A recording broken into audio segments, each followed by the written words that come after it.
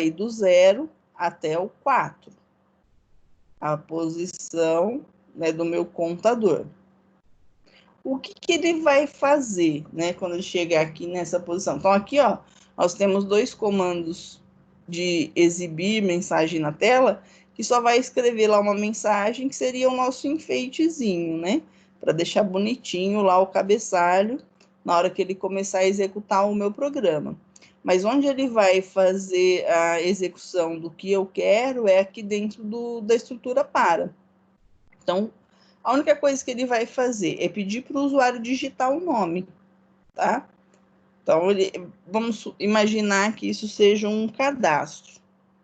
Então, ao invés de eu criar lá 4 variáveis para guardar nomes de pessoas, né, e colocar lá, escreva, leia, escreva, leia, escreva, leia, escreva, leia, escreva, leia, 4 não, 5 vezes, né? Eu faço isso uma única vez, usando aqui uma estrutura de repetição, fazendo com que cada vez que o meu contador ele for iniciado e depois eu acrescentar 1 a esse contador, ele também muda a posição do índice daquele meu vetor para que ele possa preencher aquele índice. Tá? Então, o que ele vai fazer é só guardar dentro de cada posição do vetor o nome de uma pessoa. Então, cada vez que ele passar aqui dentro dessa estrutura para, ele vai estar guardando o nome de uma pessoa aqui dentro. Beleza. Guardei todos os nomes. Aí, eu quero só exibir esses nomes na tela de novo. Então, eu vou trabalhar aqui de novo com uma estrutura para, somente com o comando escreva, para eu poder mostrar o nome. Cada nome, cada vez que ele passar em uma posição, ele vai pegar aquele nome que ele guardou lá dentro dela. Tá? Então, vamos verificar como que isso funciona no passo a passo. A gente vai usar o F8 aqui, para, ao invés dele já executar tudo direto, para a gente ver no nosso teste de mesa aqui, né? Aqui na parte de baixo, cada vez, quando ele cria o vetor, cada vez que ele passa, né, por uma posição do vetor. Tá bom? Para ficar mais rápido, né, eu só vou diminuir o tamanho do vetor. Ao invés de eu escrever 5 nomes, eu vou escrever só 3. Tá? Então, ele vai de 0 até 2 somente. Tá? Por que de 0 até 2? Né? Porque o 0 também conta uma posição. Então, ele vai escrever 3 nomes aqui para mim. Então, aqui nessa primeira estrutura de repetição, ele vai armazenando cada nome dentro da variável. A gente vai verificar porque é na hora que a gente digita, mas na verdade o que ele está fazendo ali é só guardando lá dentro. E aí depois aqui ele vai percorrer exibindo, tá? Ele vai fazer isso só para mostrar esses nomes aí na tela. Vamos voltar lá, porque o interessante agora vai ser o que vai acontecer aqui embaixo, tá? Na parte do teste de mesa. Então, aqui eu vou usar o passo a passo, que é o F8. Então, cada vez que a gente dá um F8, ele vai lá para a próxima linha. Então, quando ele chegar ali na parte de declarações de variáveis, né? O que ele tem que declarar aqui? Ele tem que declarar o vetor, né? Com 3 posições aqui do tipo caractere. Então, é o que ele vai fazer aqui embaixo. Então, quando eu der o F8 aqui de novo, né? Ele declarou aqui, ó. Nome índice 0, nome índice 1, nome índice 2. Todos eles têm o tipo caractere. Tá? Então, ele fez essa declaração dessa variável aí. Quando eu dou o F8 aqui de novo, né? Ele criou aqui a minha variável i do tipo inteiro e guardando nada, que ele guarda vazio, não tem nenhum valor lá dentro dela. Tá? Ele guardou 0 ali. Beleza? Então, agora ele vai começar a executar os meus comandos. Até aqui ele só fez a declaração das variáveis. Então, vou dar o F8 lá de novo para ele começar. E aí, o que ele vai fazer é mostrar a mensagem na tela. Então, cadastro de nomes. Quando eu dou o F8 de novo, ele só colocou ali o tracejado. Tá? Então, agora, onde ele vai começar a percorrer o meu vetor é aqui dentro do para. Então, vou dar outro F8 aqui. O que, que vai acontecer? Né? Então, quando o meu vetor tiver no índice 0, né, e ele vai comparar lá, 0 é menor do que 2? É, então ele vai pedir para digitar esse nome, vai escrever essa mensagem, né, na tela, digite um nome. E aí, quando eu der o F8 de novo, ele vai executar o comando leia. O que, que faz o comando leia? Ele vai posicionar o cursor aqui intermitente para que eu possa digitar um nome. Então, vou dar o F8 aqui de novo. Então, o cursor agora ficou lá piscando para que eu possa digitar alguma coisa e ele possa guardar ali dentro da variável. Então, vou colocar lá Ana. Vou dar o Enter, né? Ele chegou lá no fim. O que, que ele vai fazer? Ele vai acrescentar 1 na variável i e vai voltar lá para fazer o teste de novo. Vai verificar lá que 1 é menor do que 2, então ele vai repetir de novo, digite um nome. Então, eu vou dar um F8 aqui de novo, para que ele volte. Ó, observa aqui que o valor da variável i já mudou, era 0, agora ele é 1. E aí ele vai pedir para eu digitar um nome de novo, certo? Então, dá o F8, o cursor ficou intermitente, eu vou colocar o nome de outra pessoa. Então, coloquei lá Beatriz, vou dar um Enter, de novo, né? Vou dar um F8, ele vai mudar o índice para 2, então, 2 é menor ou igual a 2, ele ainda é igual, ele vai pedir para eu digitar mais um nome. Então, vou dar um F8 aqui de novo, para que ele possa deixar o cursor posicionado para eu poder digitar o nome da pessoa. Então, vou colocar lá um nome. Vanessa. Dei um Enter. Agora, observa que quando eu der o F8 de novo, ele mudou aqui, ó, o índice do vetor para 3. Como o 3 é maior do que 2, na hora que ele faz esse teste aqui, essa resposta é falso, o que, que ele faz? Ele não voltou aqui para o fim do para, ele já veio direto aqui para a linha do escreva L. Tá? Então, ele saiu dessa estrutura de repetição, porque o resultado aqui da minha comparação retornou falso. Então, ele vai escrever lá, né, o tracejado na tela. Tá? Então, ele está aqui nessa parte onde ele vai só exibir os nomes para mim. Até aqui ele está guardando os nomes. Então, vou dar outro F8 para ele colocar o tracejado. E aí, ele marcou lá, né, nomes na lista. O F8, ele coloca o tracejado de novo, que é como está aqui, essas 3 linhas. Agora, quando eu der o F8, o que ele vai fazer? Ele vai fazer a comparação ali dentro do i. Então, o meu i, né, ele voltou a ser 0, ó.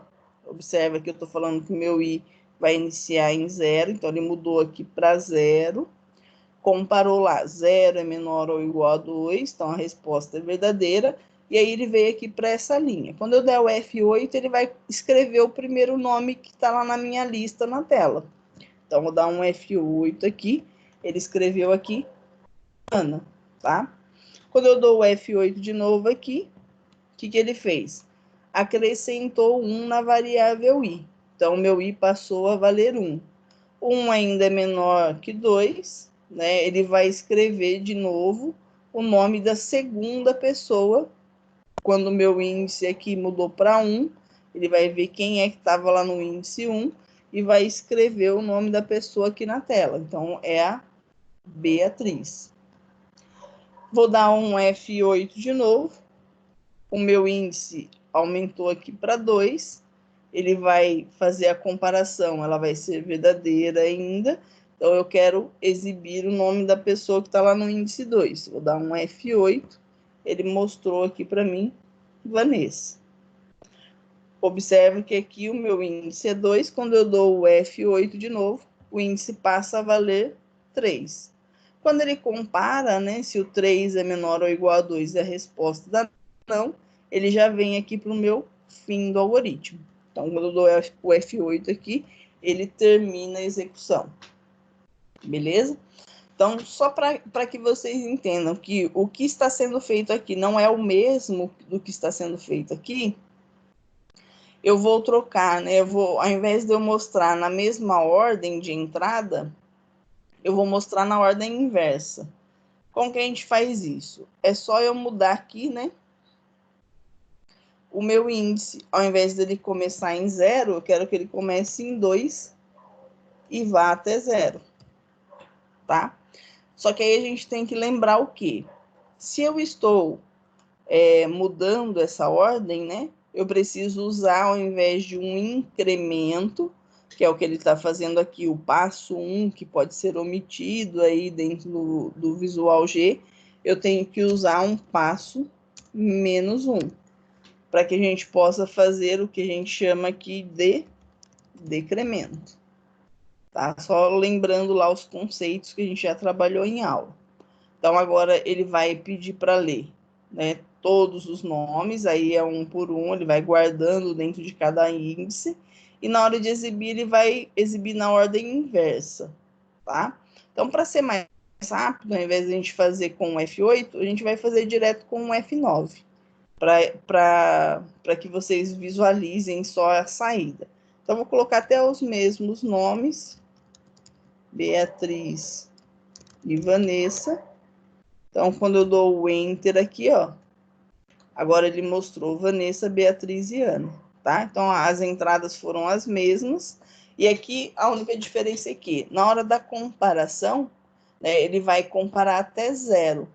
Quando ele faz o decremento novamente, o meu índice passa a valer menos 1, na hora da comparação, isso vai ser falso, aí ele sai do algoritmo. Então, observa aqui, ó, que o meu índice I, né, ele terminou lá em menos 1. Beleza? Então, esse daqui é um exemplo, né, de algoritmo utilizando vetores. Então, eu posso ter o vetor unidirecional, que é um vetor de linha, de uma linha só, ou a gente pode ter o vetor, deixa eu voltar para a apresentação aqui, ou a gente pode ter o vetor que é o que a gente chama de matriz. Então, é quando a gente tem várias linhas e várias colunas, tá? Então, nesse mesmo site, né, que eu deixei ali para vocês, tem o exemplo aqui da matriz quadrada, que é esse exemplo que eu coloquei aí no algoritmo, né, para que vocês possam visualizar. Então, a diferença aqui é na hora da gente fazer a declaração do algoritmo. Então, para declarar, né, a nossa matriz, deixa eu voltar lá na declaração, ao invés de ter só de 1 até alguma coisa, a quantidade de elementos que a gente quer dentro da linha, dentro daquele vetor, a gente vai ter aqui duas posições. Eu tenho que marcar a quantidade de linhas e a quantidade de colunas. Então, eu vou separar esses dois elementos por uma vírgula. Então, o primeiro elemento que vai verificar a quantidade de linhas e o segundo aqui a quantidade de colunas, tá? Também, né, do tipo inteiro que a gente está contando. Então, só observa aqui no nosso exemplo de matriz, né, que aqui, ao invés de eu trabalhar somente com um contador de linhas, eu também tenho que declarar uma variável para contar a quantidade de colunas. Normalmente é o J, tá? A variável J. Lembra lá que a gente falou que a variável contadora poderia dar qualquer nome para essa variável, mas dentro da programação é muito comum vocês visualizarem essa sequência de letras, começando no I, depois J, K, L, M e assim por diante, tá? Quando a gente está falando aí de contador. Porque eu posso ter uma estrutura dentro da outra.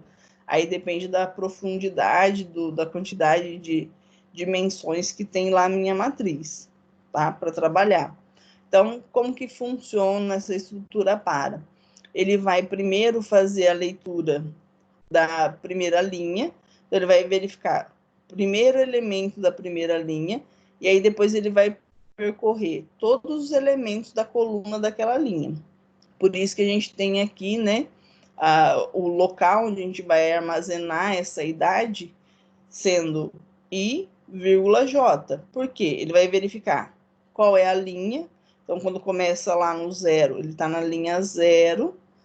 E aí, a minha variável J, que é a minha coluna, começa no 0. Então, coluna 0 também. Então, o índice aqui é 0, 0. Quando ele acrescenta 1 aqui no J, eu ainda continuo na linha 0. Mas aí eu vou estar na coluna 1, tá? Que é o que a gente colocou aqui, né, nesse desenho. Então, aqui, índice, linha 0, coluna 0. Índice, linha 0, que ainda estou na mesma linha, coluna 1. Índice, coluna 0, linha 2. Linha 0, coluna 2, tá? Quando eu mudo a linha, então aqui eu estou na linha 1, coluna ainda é 0. Coluna 1, né? Linha 1. Coluna 2, linha 1. E assim por diante. Depende da dimensão da sua matriz. Se ela é uma 2x3, se ela é uma 3x3, se ela é uma 2x2. Tá? Na hora que você vai definir a sua matriz, fazer a declaração dessa matriz, é que você vai definir qual é o tamanho dela. Aqui nós estamos falando de uma matriz 3x3. Por que 3x3? Nós temos 3 linhas e 3 colunas, tá? Então, aqui nessa posição é onde eu vou guardar lá na memória do computador aquele dado. Então, no caso ali, ele está pedindo idades, né? A primeira idade que ele digitar, ele vai guardar nessa posição. Linha 0, coluna 0. A segunda idade que ele digitar, ele vai guardar nessa posição. Linha 0, coluna 1. A terceira idade, na linha 0, coluna 2. A quarta idade, na linha 1, coluna 0. A quinta idade que ele digitar, na linha 1, coluna 1. A sexta idade que ele digitar, na linha 1, coluna 2, tá? Para ficar mais fácil da gente visualizar isso, eu trouxe o exemplo da matriz, né, para a gente poder executar e vocês terem essa visualização. Então, naquele exemplo que a gente viu lá no slide, né, funciona da mesma forma que a gente fez lá o vetor dos nomes. Só que ao invés de estar tudo em uma única linha, né, a gente está trabalhando aqui com a visualização bidimensional. Então, a gente vai ver isso dentro de uma matriz, como no desenho que a gente viu lá e no site lá de matemática. Então, eu vou executar direto pelo F9, só para a gente poder ver a saída, né, desse algoritmo, mas só para a gente recapitular. Então, aqui nesse primeiro a gente está fazendo as leituras das idades. Então, para cada índice, ele vai guardando dentro de uma posição linha coluna, e aí depois ele vai exibir isso neste outro dentro da matriz com aquele índice e aquela coluna. Esse 2.3 aqui é só uma formatação de saída, que vocês encontram também aqui no ajuda, né, do Visual G, lá nas referências de linguagem. Dentro do comando escreva tem lá algumas opções de saída. A gente viu um pouquinho sobre essa formatação de saída quando a gente usa lá, que é formatar números com casas decimais. Aí a gente coloca o primeiro elemento, define esse espaço de casas antes da vírgula, e se eu tivesse, né, números do tipo real, colocaria 2.2, que aí significaria 2 casas depois da vírgula. No caso aqui, ele está trabalhando com números inteiros, então eu não preciso dessas 2 casas depois da vírgula. Eu só estou colocando 3 espaços aqui para poder separar um número do outro, senão vai ficar tudo grudadinho, tá? Então, eu estou criando uma formatação para na hora que eu exibir esses números, eles não fiquem coladinhos. Depois a gente apaga aqui para vocês verem, né? Se eu não colocar isso aqui, o que acontece? Então, vou dar um F9 aqui e vou digitar lá algumas idades. Idades bem tranquilas, né? Então, aqui, nós temos as entradas. Então, observa que para cada linha e para cada coluna, a gente tem uma entrada diferente. Quando eu estou digitando isso, eu não percebo a ordem que ele está guardando aqui dentro. Porque isso aqui eu estou fazendo internamente. O usuário que está digitando isso daqui, ele só está vendo aqui, digite a idade, digite a idade. Ele não sabe como você vai mostrar essa idade para ele depois. Se é linha a linha ou não. No caso aqui, a gente está mostrando dentro dessa matriz, ó. Esse desenho aqui, ó. Que bonitinho. Tá? Então, eu poderia mostrar como os nomes que a gente fez lá, né? Um embaixo do outro, ou um do lado do outro. Mas eu estou mostrando dentro da matriz. Então, por isso que eu usei esse conceito, né, de linha e coluna, para poder encaixar aqui, ó. Então, aqui, o primeiro elemento está aqui na posição 00, o segundo na posição 01, o terceiro na posição 02. O quarto na posição 10, o quinto na posição 11 e o sexto na posição 12. O sétimo elemento está lá na posição 20, o oitavo na posição 21 e o nono na posição 22. Tá? Então, está dentro de uma matriz. Beleza? Então, esses dois exemplos aí que eu queria mostrar para vocês, só para a gente ter um pouquinho essa noção de como a gente pode trabalhar com essas estruturas de repetição. Então, observa que a estrutura de repetição ela não serve só para ficar repetindo. Na verdade, ele está repetindo o comando ali dentro. Mas não é só uma repetição, tipo, repita tantas vezes na tela. Não é só isso. Tem muita coisa que dá para a gente empregar aí o uso dessas estruturas. Então, se a gente conhece a estrutura, sabe como trabalhar com ela, conhece os conceitos, a gente pode ir melhorando cada vez mais, né, a forma como a gente vai escrevendo os nossos programas. Beleza?